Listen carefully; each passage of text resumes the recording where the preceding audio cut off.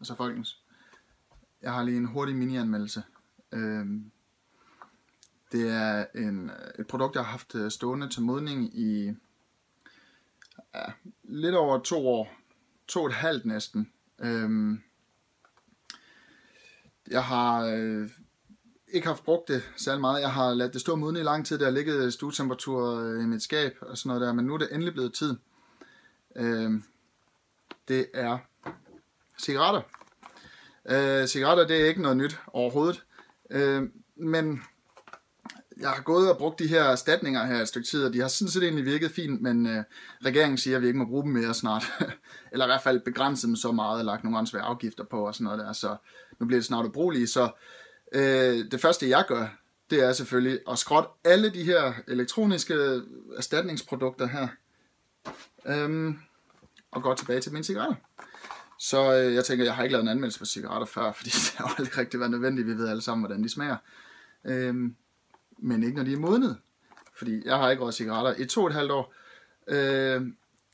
Og så tænker jeg, de har ligget i skabet lige siden. Så lad os prøve at se. De her, de skulle smage af tjære og tobak. Men lad os lige se, hvordan de bliver nu her, når de er blevet modne. Skal lige se, om der er nogen af de her, der virker endnu. Det er så længe siden, jeg har brugt sådan nogle tændstikker her. Det er sådan helt mærkeligt, at jeg overhovedet har noget. Se. Det her, meget mere sikkert end væske i en tank. Det er helt sikkert. Se. Stadig varm. Væk med det. Lad os lige prøve at se.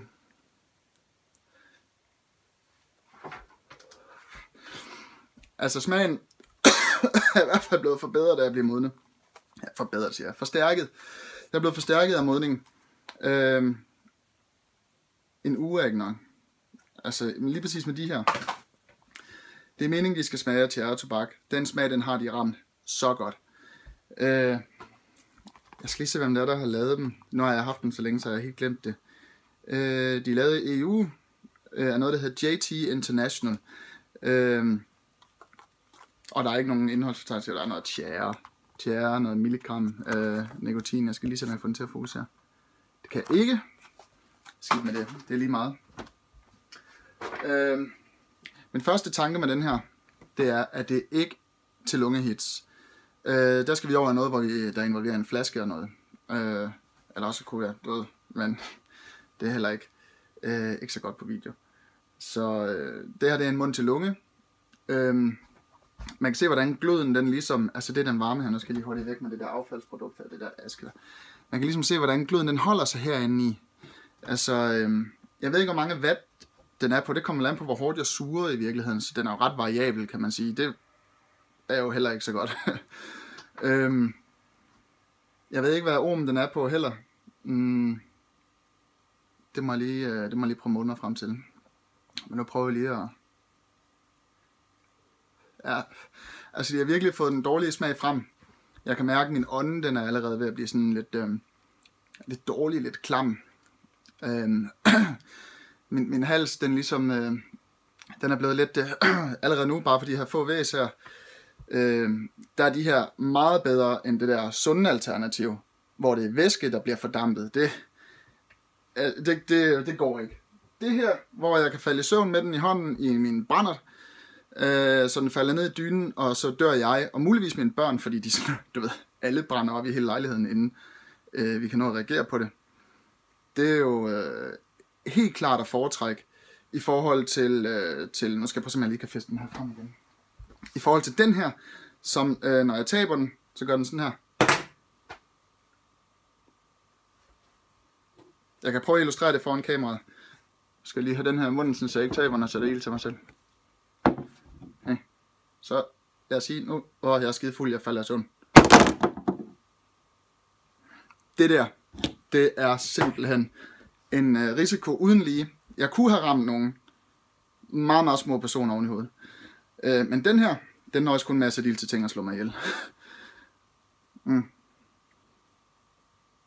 Altså jeg vil sige, røgproduktionen. Prøv lige en gang til at se.